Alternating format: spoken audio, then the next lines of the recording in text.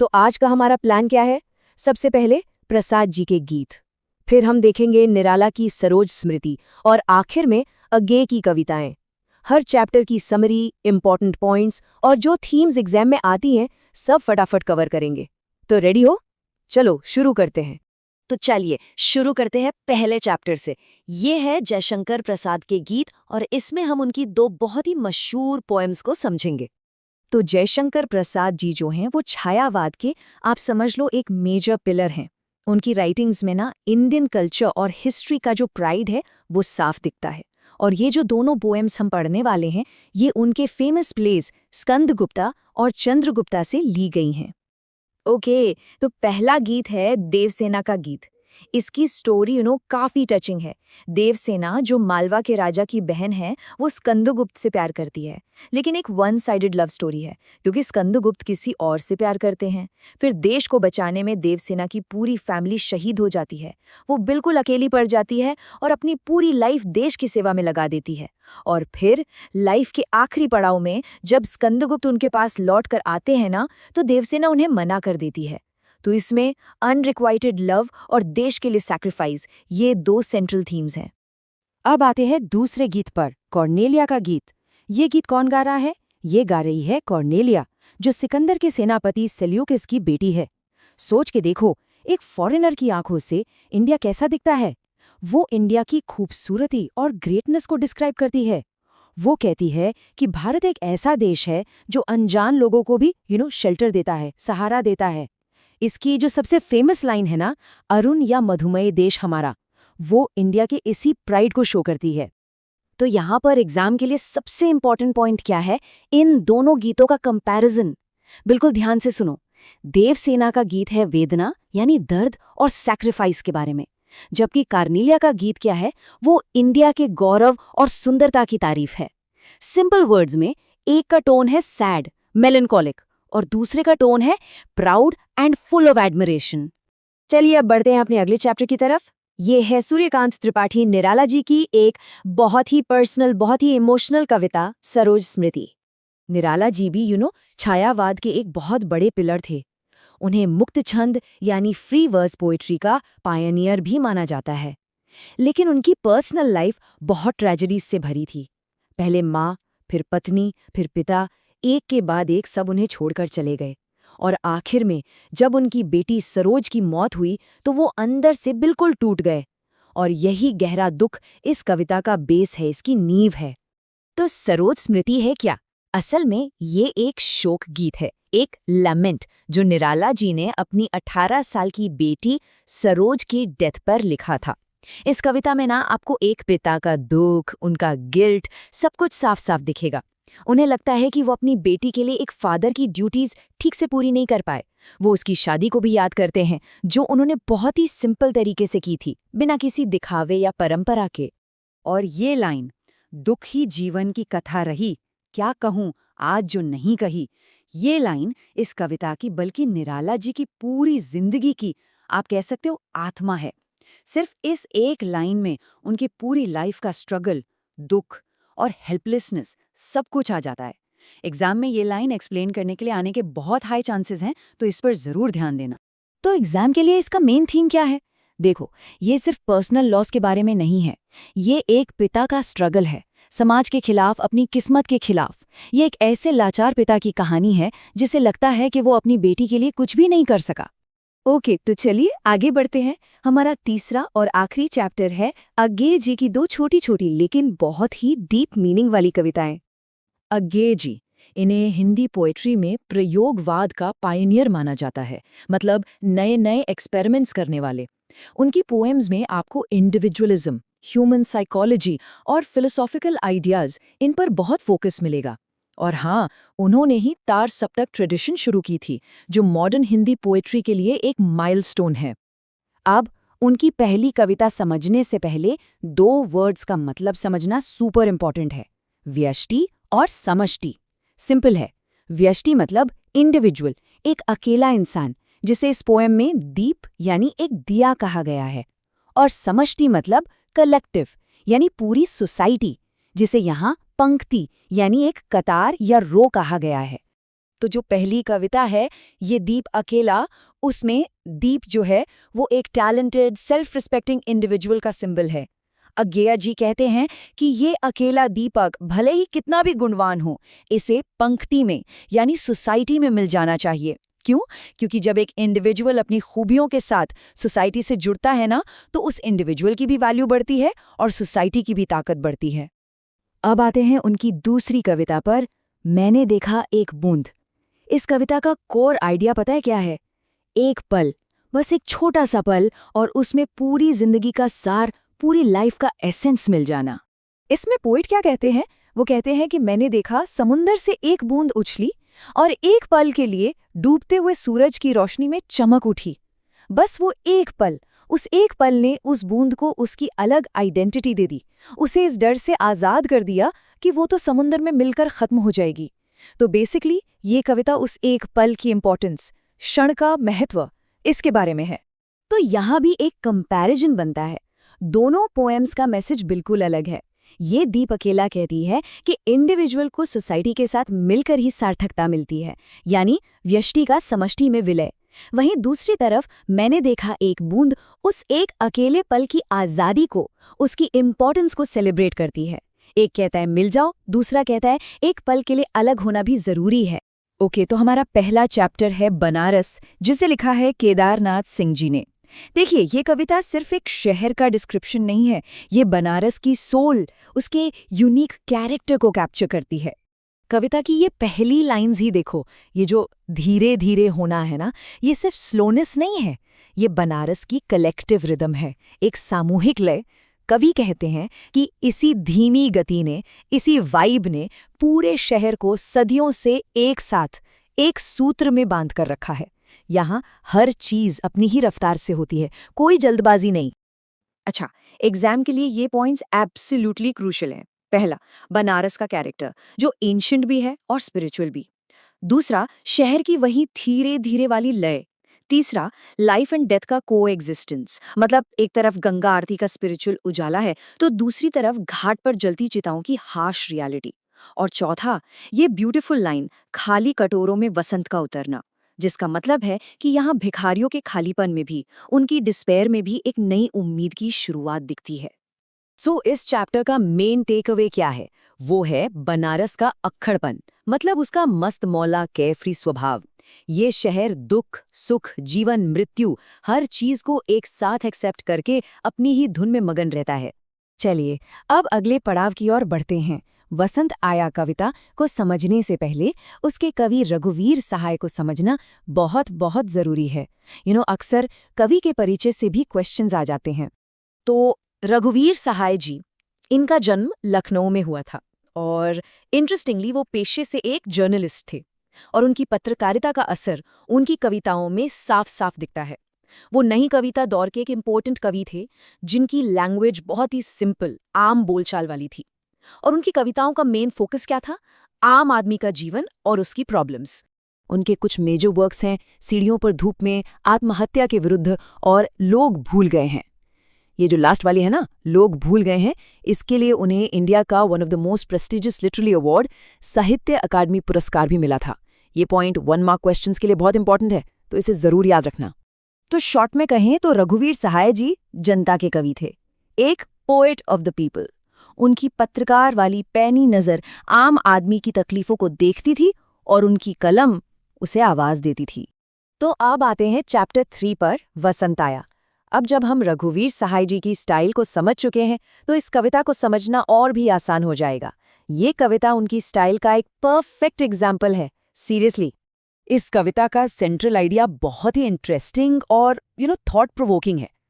यहाँ कवि एक व्यंग कर रहे हैं, एक सटायर। वो कहते हैं कि उन्हें वसंत आने का पता प्रकृति से नहीं चला, मतलब चिड़िया के चहकने या हवा के बहने से नहीं, बल्कि कैलेंडर में लिखी तारीख और दफ्तर में मिली छुट्टी से चला। ये हमारी मॉडर्न आर्टिफिशियल लाइफ पर एक सीधी सीधी टिप्पणी है। एग्जाम के लिए ये 3 पॉइंट्स सबसे ज्यादा जरूरी हैं, इनको अच्छे से समझ लो। पहला, कविता का मेन आइडिया है प्रकृति से इंसान का टूटता हुआ रिश्ता। दूसरा, ये हमारी मैकेनिकल और आर्टिफिशियल लाइफस्टाइल पर एक गहरा व्यंग्य है। और तीसरा, ये अनुभव और जानकारी के बीच का फर्क बताती है, मतलब हमें वसंत की इन्फॉर्मेशन तो है, पर उसका एक्सपीरियंस, वो फील नहीं है। तो कविता का कोर मैसेज क्या हुआ? प्रकृति से दूरी। आज का इंसान अपनी जिंदगी में इतना बिजी हो गया है, इतना डिस्कनेक्टेड हो गया है कि वसंत जैसा खूबसूरत मौसम भी उसके लिए कैलेंडर की बस एक तारीख। ओके, तो आज का प्लान बिल्कुल सिंपल और क्लियर है। पहले हम देखेंगे जायसी का 12 मासा, उसके बाद विद्यापति के पद और फिर फाइनली घनानंद के कवित। और हाँ, एंड में एक क्विक रिकैप और कुछ फाइनल टिप्स भी हैं। तो चलिए शुरू करते हैं। सबसे पहले शुरुआत करते हैं चैप्टर 1 से, जायसी। और इसमें हम पढ़ेंगे 12 मासा, जिसमें विरह यानी सेपरेशन के पेन को बहुत ही डीपली डिस्क्राइब किया गया है। तो मलिक मोहम्मद जायसी ये सूफी प्रेम मार्गी ब्रांच के एक बहुत इंपॉर्टेंट पोएट थे। इनका नाम जायसी इसीलिए पड़ा क्योंकि ये जायस नाम की जगह के रहने वाले थे। और इनका सबसे फेमस काम है, सुना भी होगा, पद्मावत। ओके, जो 12 मासा हमारे सिलेबस में है वो एक्चुअली पद्मावत का ही एक पार्ट है। इसमें बेसिकली रानी नागमती के सेपरेशन के पेन को दिखाया गया है। उनके हस्बैंड राजा रत्नासिन चित्तौड़ से दूर हैं और नागमती उनके बिना बहुत ज़्यादा दुखी हैं। जायसी ने अलग अलग महीनों में जैसे जैसे नेचर चेंज होता है वैसे वैसे नागमती के बढ़ते हुए दर्द को भी दिखाया है। सबसे इंटरेस्टिंग चीज़ यहाँ पर यह है कि कैसे हर महीने नागमती का दुख बढ़ता ही जाता है। जैसे अगहन में दिन छोटे और रातें लंबी हो जाती हैं तो उनका विरह और बढ़ जाता है। पूस में इतनी सर्दी होती है कि उनका शरीर कांपता है और अकेलापन उन्हें और ज़्यादा फील होता है। फिर माघ में बारिश और ठंडी हवा उनके विरह की आग को और भड़का देती है। और फाइनली फगुन में जब सब लोग होली मना रहे होते हैं, जोड़ियां होती हैं, तब नागमती का अकेलापन बिल्कुल पीक पर पहुंच जाता है। और ये जो लाइन है ना, पियसों कहें हो संदेशड़ा, ये इस पूरे चैप्टर की सोल है, इसकी आत्मा है। इसमें नागमती एक भंवरे और कौवे से अपने हस्बैंड को मैसेज भेजती हैं। वो कहती हैं, जाकर मेरे पिया से कहना कि तुम्हारी पत्नी सेपरेशन की आग में जलकर मर गई है और उसी के धुएं से हम काले हो गए हैं। सोचो कितनी डीप इंटेंसिटी है इस पेन की। तो एग्जाम के लिए सबसे इंपॉर्टेंट टिप यही है, इस बात पर फोकस करना कि जायसी ने कैसे नेचर को नागमती के इनर टर्मोइल, उनके मन के दुख को रिफ्लेक्ट करने के लिए यूज किया है। जैसे जैसे मौसम बदला वैसे वैसे नागमती का दर्द भी बढ़ता गया। ये कनेक्शन बहुत जरूरी है। चलिए अब आगे बढ़ते हैं हमारे नेक्स्ट चैप्टर की तरफ। चैप्टर 2 है विद्यापति, जिन्हें प्रेम और प्रकृति के कवि भी कहा जाता है। तो विद्यापति आमतौर पर मैथिली भाषा में लिखते थे। उन्होंने प्रेम, विरह और भक्ति पर बहुत ही खूबसूरत गीत लिखे हैं। जो पढ़ हमारे सिलेबस में है वो राधा कृष्ण के लव पर बेस्ड हैं। और हाँ, जायसी की तरह ही विद्यापति भी अपनी पोएट्री में नेचर का बहुत सुंदर इस्तेमाल करते हैं। इस चैप्टर में बेसिकली 2 पद हैं और दोनों का थीम थोड़ा अलग है। एक तरफ पहले पद में राधा विरह में है, सावन का महीना है और वो कृष्ण को एक मैसेज भेजना चाहती हैं। दूसरी तरफ जो दूसरा पद है उसमें इनसेशिएबल लव यानी प्रेम की एक ऐसी इच्छा जो कभी खत्म नहीं होती, उसको डिस्क्राइब किया गया है। और ये लाइन जन्म अवधि हम रूप निहारल, ये दूसरे पद की सबसे इंपॉर्टेंट लाइन है। इसका मतलब है, मैंने पूरी जिंदगी तुम्हारे रूप को देखा लेकिन मेरी आंखें अभी तक सैटिस्फाई नहीं हुई हैं। ये उस एंडलेस डिजायर को दिखाता है कि प्रेम में प्रियतम को जितना भी देखो मन ही नहीं भरता। विद्यापति की पोएट्री में ये लव और नेचर का कनेक्शन बहुत स्ट्रांग है। जब राधा दुखी है तो उन्हें खिले हुए फूल और कोयल की आवाज़ भी छुपती है, अच्छी नहीं लगती। बेसिकली नेचर उनके प्रेम और विरह की फीलिंग्स को और भी ज़्यादा इंटेंस बना देता है। ओके, तो अब आते हैं हमारे तीसरे और आखिरी चैप्टर पर, घनानंद के कवित। घनानंद को प्रेम की पीड़ा के कवि यानी द पोएट ऑफ हार्टब्रेक भी कहते हैं। घनानंद रीति मुक्त धारा के प्रमुख कवि थे और उनकी पोएट्री की सबसे खास बात पता है क्या है? वो उनके पर्सनल एक्सपीरियंस पर बेस्ड है। इसीलिए उनके वर्सेस में जो सेपरेशन का पेन है ना, वो बहुत रियल और गहरा फील होता है। उनकी लैंग्वेज भी बहुत ही यूनिक और लाक्षणिक है।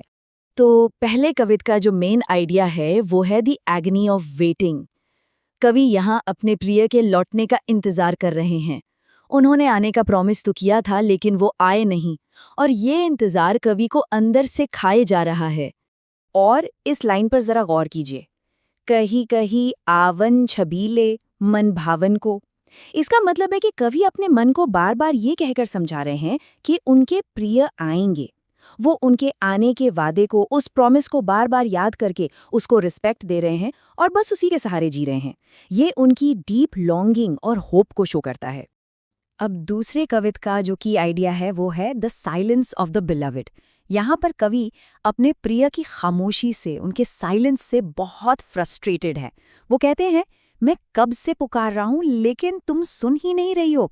उन्हें लगता है कि उनकी आवाज़, जिसमें कोयल जैसा दर्द है, उन तक पहुँच ही नहीं पा रही है। तो एग्जाम पॉइंट ऑफ व्यू से घनानंद की पोएट्री से ये 3 थीम जरूर याद रखने हैं। पहला, प्रेम की एक निष्ठता यानी वन साइडेड डिवोशन। दूसरा, विरह की गंभीरता यानी द डेप्थ ऑफ सेपरेशन। और तीसरा, प्रतीक्षा का दुख मतलब द सॉरो ऑफ वेटिंग। और हाँ, एक इम्पॉर्टेंट बात, अगर इन चैप्टर्स से जुड़े इम्पॉर्टेंट क्वेश्चंस, नोट्स या और रिवीजन मटेरियल चाहिए तो हमारा टेलीग्राम चैनल ज्वाइन कर सकते हैं। लिंक आपको पिन्ड कमेंट में मिल जाएगा। और ये भी याद रखिएगा कि अगर किसी को इन चैप्टर्स की और भी डिटेल्ड एक्सप्लेनेशन चाहिए तो चैनल पर इनकी सेपरेट फुल वीडियोस भी अवेलेबल है, वहां जाकर चेक कर सकते हैं। ऑलराइट, तो चलिए एक फाइनल क्विक रिकैप कर लेते हैं। आज हमने 3 चैप्टर्स रिवाइज किए। सबसे पहले जायसी में नागमती का 12 मासा में विरह वर्णन समझा। फिर विद्यापति में राधा कृष्ण का अटूट प्रेम और विरह देखा। और आखिर में घनानंद में प्रेम में इंतजार और पीड़ा के अनुभव को जाना। तो चलिए देखते हैं हमारा आज का रिवीजन प्लान। हम शुरू करेंगे प्रेमघन की छाया स्मृति से, उसके बाद सुमेरनी के मन के, और फिर संवादिया को समझेंगे। और हाँ, एंड में कुछ फाइनल टिप्स भी हैं। So let's get started. Okay, तो शुरू करते हैं हमारे पहले चैप्टर से, प्रेमघन की छाया स्मृति। इस चैप्टर को लिखा है आचार्य रामचंद्र शुक्ला जी ने, और ये आप समझ लीजिए कि एक मेमोयर है, मतलब उनके बचपन की यादों पर बेस्ड एक कहानी। इसमें वो बताते हैं कि कैसे बचपन से ही उनके अंदर लिटरेचर के लिए एक फैसिनेशन पैदा हुई। तो देखिए, कहानी शुरू होती है लेखक के बचपन से। उन्हें हिंदी लिटरेचर में, खासकर भारतेंदु हरिश्चंद्र जी के नाटकों में बहुत इंटरेस्ट था। अब इमेजिन कीजिए उनकी एक्साइटमेंट जब उन्हें पता चला कि भारतेंदु जी के एक दोस्त प्रेमघन उन्हीं के शहर मिर्जापुर में रहते हैं। बस फिर क्या था, लेखक अपने दोस्तों की पूरी टोली लेकर निकल पड़े, सिर्फ उनकी एक झलक पाने के लिए। अच्छा, एग्जाम के लिए इस चैप्टर से 3 चीजें बिल्कुल मिस मत करना। सबसे पहला, लेखक पर भारतेंदु हरिश्चंद्र का असर, उनका इन्फ्लुएंस। दूसरा, उनका लिटरेचर के लिए जो जुनून था, वो पैशन। और सबसे जरूरी, प्रेमघन जी से पहली मुलाकात का डिस्क्रिप्शन, उनका लुक, उनके लंबे बाल, उनका घर। ये सारी डिटेल्स अगर आप आंसर्स में लिखेंगे ना तो मार्क्स पक्का अच्छे मिलेंगे। तो इस चैप्टर का मेन आइडिया यानी थीम क्या है? वो है साहित्य और साहित्यकार के प्रति आकर्षण। ये कहानी हमें दिखाती है कि कैसे एक बच्चे के मन में राइटर्स और उनकी दुनिया के लिए एक अजीब सी क्यूरियोसिटी और रिस्पेक्ट थी। ये उस जमाने की बात है जब लेखक किसी सेलिब्रिटी से कम नहीं माने जाते थे। चलिए अब बढ़ते हैं हमारे सेकंड चैप्टर की तरफ। चैप्टर का नाम है सुमेरनी के मन के, और इसका पहला पार्ट है बालक बच गया। ये चैप्टर लिखा है चंद्रधर शर्मा गुलेरी जी ने। कॉन्टेक्स्ट समझिए, सीन है एक स्कूल के एनुअल फंक्शन का। स्टेज पर एक 8 साल के बच्चे को उसके टीचर्स और फादर एक प्रोडिजी की तरह, मतलब एक नुमाइश की चीज की तरह सबके सामने लाए हैं। अब इस स्लाइड को ध्यान से देखिए। पूरी कहानी ना इन 2 चीजों के बीच का कॉन्फ्लिक्ट है। एक तरफ है रोट लर्निंग, जिसमें बच्चे के दिमाग को एक मशीन की तरह ट्रीट किया जा रहा है, उससे उसकी उम्र से बड़े बड़े कॉम्प्लेक्स सवाल रटाए गए हैं। और दूसरी तरफ है उसका सहज बचपन, उसकी मासूमियत, जिसे बस एक लड्डू चाहिए। यही टकराव इस कहानी का दिल है। और फिर आता है कहानी का क्लाइमैक्स। जब उस बच्चे से पूछा जाता है कि वो इनाम में क्या चाहता है, तो वो सारे रटाए हुए जवाब भूलकर कहता है लड्डू। और बस इसी एक शब्द पर लेखक कहते हैं बालक बच गया। इसका मतलब क्या हुआ? मतलब ये कि इतने प्रेशर और रोट लर्निंग के बावजूद उसके अंदर का बचपन, उसकी असलियत जिंदा थी। वो एक मशीन नहीं बना था। तो इस चैप्टर का कोर मैसेज क्या है? ये हमारे एजुकेशन सिस्टम पर एक बहुत ही पावरफुल कमेंट है। ऑथर रोट लर्निंग यानी रट्टा मार कल्चर को क्रिटिसाइज कर रहे हैं। उनके हिसाब से असली एजुकेशन वो है जो बच्चे की नेचुरल क्यूरियोसिटी और बचपन को जिंदा रखे, ना कि उसे दबाकर खत्म कर दे। ओके, अब चलते हैं हमारे तीसरे और आखिरी चैप्टर पर। नाम है संवादिया, और ये एक बहुत ही इमोशनल और दिल को छू लेने वाली कहानी है। इसके लेखक हैं फणीश्वरनाथ रेणु जी। ये अपने आंचलिक यानी रीजनल स्टोरी टेलिंग स्टाइल के लिए बहुत फेमस है। मतलब वो गांव की मिट्टी, वहां की बोली, वहां के कल्चर को अपनी कहानियों में इस तरह से उतारते हैं कि सब कुछ बिल्कुल रियल लगने लगता है। तो कहानी का हीरो है हरगोबिंद, जो एक संवादिया है।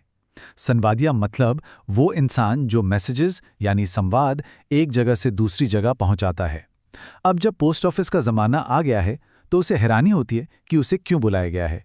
उसे गांव की टूटी फूटी बड़ी हवेली में बुलाया जाता है एक सीक्रेट मैसेज ले जाने के लिए। वहां उसकी मुलाकात होती है बड़ी हवेली की बड़ी बहुरिया से। एक टाइम था जब वो उस हवेली की शान हुआ करती थी, पर अब अपने पति की मौत के बाद वो बहुत अकेले, गरीबी और मुश्किलों में दिन काट रही है। बाली बहुरिया हरगोबिंद को एक संदेश देती है अपनी माँ के लिए। वो कहते हैं कि उनसे यहाँ अब और नहीं रहा जाएगा, वो अकेले ये सब नहीं सह सकती। वो अपनी माँ से कहलवाती हैं कि वो उसे आकर यहाँ से ले जाएं। ये मैसेज उनकी बेचारगी और दुख को साफ साफ दिखाता है। और बस यहीं से हरगोबिंद का असली डिलेमा शुरू होता है। देखो, वो मैसेज लेकर निकल तो जाता है, लेकिन रास्ते भर बड़ी बहुरिया का दुख, उनकी परेशानी उसके दिमाग में घूमती रहती है। वो उनकी माँ के गांव पहुंचता तो है, पर उसके मुंह से सच निकल ही नहीं पाता। सोचो कितनी बड़ी बात है। वो वापस आकर झूठ बोल देता है और बड़ी बहुरिया से कहता है कि वो उनका बेटा बनकर उनकी देखभाल करेगा। और यही इस चैप्टर का सबसे इंपॉर्टेंट थीम है, मानवीय संवेदना यानी ह्यूमन सेंसिटिविटी। हरगोबिंद सिर्फ एक प्रोफेशनल मैसेंजर नहीं रहता, उसके अंदर की इंसानियत जाग जाती है। वो अपनी ड्यूटी से ऊपर उठकर इंसानियत को, कंपैशन। चलो फटाफट शुरू करते हैं। हमारा पहला चैप्टर है गांधी, नेहरू और यासिर अराफात। इसे लिखा है भीष्म साहनी जी ने, और ये एक संस्मरण है। अब संस्मरण क्या होता है? सिंपल भाषा में, जब कोई राइटर अपनी पर्सनल मेमोरीज के बेसिस पर किसी घटना या इंसान के बारे में लिखता है, उसे संस्मरण कहते हैं। तो एक बात क्लियर कर लो, ये कोई बायोग्राफी नहीं है। इस चैप्टर में राइटर ने इन 3 महान हस्तियों के साथ अपने पर्सनल एनकाउंटर्स, मतलब अपनी मुलाकातों के किस्से शेयर किए हैं। और इसी वजह से हमें इन लीडर्स का वो पर्सनल और ह्यूमन साइड देखने को मिलता है, जो नॉर्मल हिस्ट्री की किताबों में मिसिंग होता है। तो सबसे पहले बात करते हैं गांधी जी की। हुआ ये कि लेखक भीष्म साहनी सेवाग्राम आश्रम में अपने भाई के पास रुके हुए थे। वहां उन्हें रोज सुबह गांधी जी के साथ मॉर्निंग वॉक पर जाने का मौका मिलता था। लेकिन सबसे इंटरेस्टिंग इंसिडेंट तब हुआ जब एक 15 साल का लड़का, जिसने कुछ ज्यादा ही गन्ने का रस पी लिया था, दर्द से चिल्लाने लगा, अरे मैं मर रहा हूँ, बापू को बुलाओ। और फिर देखो होता क्या है। गांधी जी वहां आते हैं, उस लड़के का फूला हुआ पेट देखते हैं और गुस्सा होने के बजाय पता है क्या कहते हैं? बस हंसते हुए कहते हैं, इतनी ज्यादा पी गया, तू तो पागल है। और फिर वो खुद उसकी पीठ सहलाते हैं, उसे वॉमिट करने में हेल्प करते हैं। सोचो, ये छोटा सा इंसिडेंट गांधी जी के सिंपल, प्रैक्टिकल और केयरिंग नेचर को कितना बढ़िया तरीके से दिखाता है। अच्छा, अब आते हैं नेहरू जी से जुड़े किस्से पर। लेखक बताते हैं कि एक रात नेहरू जी ने काफी देर तक काम किया। अगली सुबह जब लेखक उनके कमरे के पास से गुजरे तो क्या देखते हैं कि देश का प्राइम मिनिस्टर जमीन पर बैठकर बड़े ही आराम से चरखा काट रहा है। ये बात नेहरू जी का डिसिप्लिन और उनका शांत स्वभाव एकदम साफ साफ दिखाती है। चैप्टर में यासिर अराफात के साथ भी लेखक की एक मुलाकात का मेंशन है। ये मीटिंग हुई थी ट्यूनिस में अफ्रो एशियाई लेखक संघ के एक कॉन्फ्रेंस के दौरान। इससे ये भी पता चलता है कि भीष्म साहनी सिर्फ एक इंडियन राइटर ही नहीं थे, बल्कि एक इंटरनेशनल फिगर थे, जिनकी पहुंच ग्लोबल लीडर्स तक थी। तो एग्जाम के लिए इस चैप्टर से इंपॉर्टेंट पॉइंट्स क्या हैं? ध्यान से सुनो। पहला, गांधी जी की सादगी और सेवा का भाव, वो बीमार लड़के वाला इंसिडेंट याद रखना। दूसरा, नेहरू जी का डिसिप्लिन और शांत स्वभाव, चरखा काटने वाला किस्सा। और सबसे इंपॉर्टेंट पॉइंट ये है कि ये चैप्टर इन महान नेताओं की पॉलिटिकल इमेज से ज्यादा उनके ह्यूमन साइड पर फोकस करता है, और वो भी लेखक की पर्सनल एक्सपीरियंसेस के थ्रू। चलो अब बढ़ते हैं हमारे अगले चैप्टर की तरफ। चैप्टर का नाम है साझा और दूसरी लघु कथाएं। देखो, ये कहानियां छोटी छोटी हैं, लेकिन इनका मतलब बहुत गहरा है। असल में ये हमारे सिस्टम पर एक सैटायर है, मतलब एक तरह का व्यंग है। तो पहली कहानी है साझा। कहानी में एक किसान है जो थोड़ा डरा हुआ है और अकेले खेती नहीं कर पा रहा। तभी एक हाथी आता है और उसे पार्टनरशिप में खेती करने का ऑफर देता है। किसान बेचारा मान जाता है, लेकिन इस पार्टनरशिप का एंड रिजल्ट क्या होता है, बस यही कहानी का मेन पॉइंट है। देखो, असल में ये कहानी सिंबॉलिक है। यहाँ किसान कौन है? वो है आम आदमी, द कॉमन मैन, मतलब एक्सप्लॉइटेड क्लास। और हाथी जैसे जानवर किसे रिप्रेजेंट कर रहे हैं? सत्ताधारी वर्ग को, पावरफुल क्लास को, जो आम आदमी की मेहनत का सारा फायदा खुद उठा लेते हैं। तो ये कहानी बेसिकली समाज में एक्सप्लॉइटेशन के सिस्टम पर कमेंट करती है। अब दूसरी कहानी है चार हाथ। इसमें एक मिल का मालिक है जिसे प्रोडक्शन बढ़ाने का लालच है। वो सोचता है कि मजदूरों के 4 हाथ लगवा दूं। वो लकड़ी के हाथ लगवाता है, फिर लोहे के, पर बेचारे मजदूर मर जाते हैं। फाइनली उसे एक जीनियस आइडिया आता है। क्या? वो मजदूरी आधी कर देता है और डबल मजदूर काम पर रख लेता है। ये कहानी कैपिटलिज्म और मजदूरों के डीह्यूमनाइजेशन, मतलब उन्हें इंसान न समझने की सोच पर एक जबरदस्त कटाक्ष है। तो एग्जाम के लिए इस चैप्टर की मेन थीम्स क्या हैं? नोट कर लो। पहली थीम है द सिस्टम ऑफ एक्सप्लॉयटेशन, मतलब शोषण की व्यवस्था, जहां पावरफुल हमेशा वीक का फायदा उठाता है। दूसरी, आम आदमी की लाचारी और उसका स्ट्रगल। और तीसरी, सत्ता का गलत इस्तेमाल, जैसा हाथी और मिल मालिक दोनों करते हैं। एसेंशियली ये कहानियां सिंबल्स के जरिए सोसाइटी की कड़वी सच्चाई को हमारे सामने रखती हैं। ठीक है, अब हम आ गए हैं अपने तीसरे और आखिरी चैप्टर पर। इसका नाम है जहां कोई वापसी नहीं, और ये निर्मल वर्मा जी का लिखा एक बहुत ही थॉट प्रोवोकिंग ऐसे है। निर्मल वर्मा जी नई कहानी मूवमेंट के एक बहुत इम्पॉर्टेंट राइटर माने जाते हैं। उनका लिखने का स्टाइल बहुत ही गहरा और सेंसिटिव है, और इसकी झलक हमें इस ऐसे में साफ देखने को मिलेगी। इस ऐसे में लेखक हमें सिंगरौली नाम की एक जगह पर ले जाते हैं। वो डिस्क्राइब करते हैं कि इंडस्ट्रियलाइजेशन से पहले ये जगह कितनी ज़्यादा खूबसूरत और शांत थी। लोग नेचर के साथ कनेक्टेड थे, एकदम सुकून से जी रहे थे। इमेजिन करो, चारों तरफ हरे भरे खेत, मिट्टी के घर, एक ऐसा माहौल जहां आज की तरह कोई भागदौड़ नहीं थी। और यहीं पर लेखक एक बहुत पावरफुल पॉइंट उठाते हैं। वो 2 तरह के डिस्प्लेसमेंट यानी विस्थापन में फ़र्क बताते हैं। एक होता है नेचुरल डिजास्टर, जैसे बाढ़ की वजह से। इसमें लोग घर तो छोड़ते हैं, पर पानी उतरने के बाद वापस अपनी ज़मीन पर आ सकते हैं। लेकिन इंडस्ट्रियल डेवलपमेंट के नाम पर जो डिस्प्लेसमेंट होता है, वो परमानेंट होता है। उसमें घर, ज़मीन, कल्चर, सब कुछ हमेशा के लिए खत्म हो जाता है। There is no going back, वहाँ कोई वापसी नहीं होती। और ऐसे लोगों के लिए लेखक एक बहुत ही पावरफुल टर्म यूज़ करते हैं, आधुनिक भारत के नए शरणार्थी, the new refugees of modern India. सोचो, ये वो लोग हैं जिन्हें डेवलपमेंट के नाम पर अपने ही देश में, अपनी ही ज़मीन से बेघर कर दिया गया है। यही है वो ह्यूमन कॉस्ट ऑफ डेवलपमेंट जिसकी बात लेखक कर रहे हैं। तो एग्जाम पॉइंट ऑफ व्यू से इस चैप्टर की मेन थीम्स क्या हैं? विकास और विनाश के बीच का कॉन्फ्लिक्ट, इंडस्ट्रियलाइजेशन की ह्यूमन कॉस्ट, एनवायरनमेंट और कल्चर का जो लॉस होता है वो, और डिस्प्लेसमेंट का वो दर्द जो परमानेंट है। ये ऐसे हमें सीरियसली सोचने पर मजबूर करता है कि हम जिसे डेवलपमेंट कह रहे हैं उसकी असली कीमत कौन चुका रहा है। तो ये था हमारे इन 3 चैप्टर्स का एक क्विक रिवीजन। और हाँ, अगर इम्पोर्टेंट क्वेश्चंस, नोट्स या और रिवीजन मटेरियल चाहिए तो हमारा टेलीग्राम चैनल ज़रूर ज्वाइन कर लेना। लिंक आपको पिन्ड कमेंट में मिल जाएगा। चलो 1 मिनट में फाइनल रिकैप करते हैं। पहला चैप्टर गांधी, नेहरू, अराफात, जिसमें हमने ग्रेट पर्सनैलिटीज के सिंपल और ह्यूमन साइड को देखा। दूसरा चैप्टर साझा, जो एक्सप्लॉयटेशन के सिस्टम पर एक सिंबॉलिक कटाक्ष है। और तीसरा चैप्टर जहां कोई वापसी नहीं, जो डेवलपमेंट के नाम पर होने वाले डिस्ट्रक्शन और डिस्प्लेसमेंट के दर्द को दिखाता है। पहला चैप्टर है ममता कालिया जी की लिखी हुई कहानी दूसरा देवदास। ये कहानी हरिद्वार की खूबसूरत सेटिंग में शुरू होती है, जहां हमारा मेन कैरेक्टर संभव अपनी नानी के घर छुट्टियां मनाने आया हुआ है। तो देखते हैं कि वहां उसके साथ आखिर होता क्या है। कहानी शुरू होती है हर की पौड़ी पर, शाम की गंगा आरती के वक्त।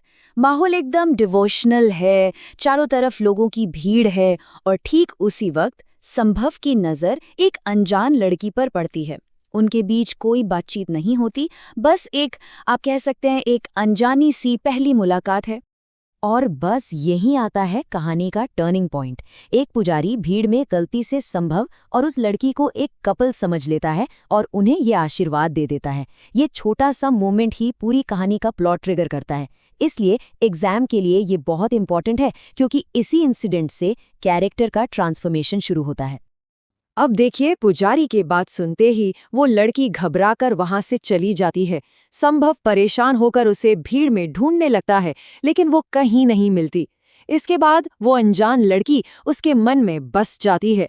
एग्जाम के पर्सपेक्टिव से ये इंसिडेंट सबसे इंपॉर्टेंट है, क्योंकि यहीं से संभव की उस लड़की को ढूंढने की क्वेस्ट शुरू होती है। तो इस पूरे इंसिडेंट से हमें इस कहानी का मेन थीम समझ में आता है, लव बाय चांस यानी आकस्मिक प्रेम, और दूसरा है डेस्टिनी यानी नियति। लेखिका ये दिखाना चाहती हैं कि कैसे एक अनजान मुलाकात और किस्मत का एक छोटा सा ट्विस्ट एक पूरी प्रेम कहानी की शुरुआत कर सकता है। चलिए अब आगे बढ़ते हैं और देखते हैं कि संभव की ये अधूरी कहानी आखिर पूरी कैसे होती है। तो होता ये है कि रात भर संभव बेचैन रहता है। अगली सुबह बैसाखी का दिन है। उसकी नानी उसे मनसा देवी मंदिर जाने से मना करती हैं, कहती हैं कि वहां भीड़ बहुत होगी। लेकिन संभव के मन में उस लड़की से दोबारा मिलने की इतनी स्ट्रांग उम्मीद होती है कि वो नानी की बात को अनदेखा करके मंदिर जाने का फैसला कर लेता है। और आखिरकार संभव की ये खोज उसे मनसा देवी मंदिर तक ले आती है। यहीं पर कहानी अपने क्लाइमैक्स पर पहुंचती है, जहां उसकी उम्मीद हकीकत में बदलने वाली है। वहां उसकी मुलाकात एक छोटे बच्चे मन्नू से होती है, जो उसे अपनी बुआ से मिलवाता है। और वो बुआ, वेल गेस व्हाट, वो वही लड़की निकलती है जो उसे गंगा घाट पर मिली थी। इस तरह लेखिका दिखाती हैं कि उसकी सच्चे मन से की हुई मनोकामना पूरी हो गई। तो इस दूसरे हिस्से का सेंट्रल थीम है मनोकामना की शक्ति, यानी the power of a sincere wish. कहानी हमें ये मैसेज देती है कि अगर आप सच्चे मन से कुछ चाहते हैं तो किस्मत आपको उस तक पहुंचाने का रास्ता बना ही देती है। अब हम अपने आखिरी चैप्टर की तरफ बढ़ते हैं। ये एक कहानी नहीं, बल्कि एक बहुत ही गहरा फिलोसॉफिकल एसे है, कुटज, जिसे लिखा है आचार्य हजारी प्रसाद द्विवेदी जी ने। चलिए इसके गहरे मैसेज को समझने की कोशिश करते हैं। सबसे पहले तो ये कुटज है क्या? कुटज एक छोटा सा जंगली पौधा है जो हिमालय की ऊंचाई पर सूखी और पथरीली जमीन पर उगता है। उसके फूलों में ना कोई खास सुंदरता है, ना कोई खुशबू, लेकिन उसकी सबसे बड़ी क्वालिटी है उसकी रिजिलियंस। मतलब वो बेहद मुश्किल हालात में भी जिंदा रहता है और जीना नहीं छोड़ता। इस चैप्टर का सबसे इम्पोर्टेंट पॉइंट है द्विवेदी जी का कंपैरिजन। वो कुटज को आम इंसान के सामने रखते हैं। एक तरफ कुटज है जो सेल्फ रिस्पेक्ट और सेल्फ रिलायंस के साथ जीता है, और दूसरी तरफ आम इंसान है जो अपने स्वार्थ के लिए दूसरों पर डिपेंड रहता है और आगे बढ़ने के लिए कॉम्प्रोमाइज करता है। चैप्टर में ये संस्कृत श्लोक बहुत इंपॉर्टेंट है। इसका मतलब है कि कुटज पत्थर का सीना फाड़कर निकलता है और आसमान को चूमता है। ये लाइन उसकी अनबीटेबल स्पिरिट और मुश्किलों से लड़कर जीतने की ताकत को दिखाती है। तो एग्जाम के लिए कुटज का मैसेज इन पॉइंट्स में बिल्कुल साफ है। पहला, जीना सिर्फ सांस लेना नहीं है, ये एक आर्ट है। दूसरा, सेल्फ रिस्पेक्ट सबसे इंपॉर्टेंट है। तीसरा, सेल्फ रिलायंट बनो। और चौथा, हर सिचुएशन को, चाहे सुख हो या दुख, शान से एक्सेप्ट करो और अपने स्वार्थ से ऊपर उठकर जियो। ये चैप्टर हमसे एक बहुत ही गहरा सवाल पूछता है, क्या बस जिजीविषा यानी जीने की इच्छा ही काफी है, या फिर सेल्फ रिस्पेक्ट और डिग्निटी के साथ जीना ज्यादा जरूरी है? तो इस चैप्टर का मेन थीम है जीने की प्रचंड इच्छा यानी जिजीविषा, लेकिन बिना अपने आत्मसम्मान यानी सेल्फ रिस्पेक्ट से समझौता किए। कुटज हमें यही सिखाता है कि जियो तो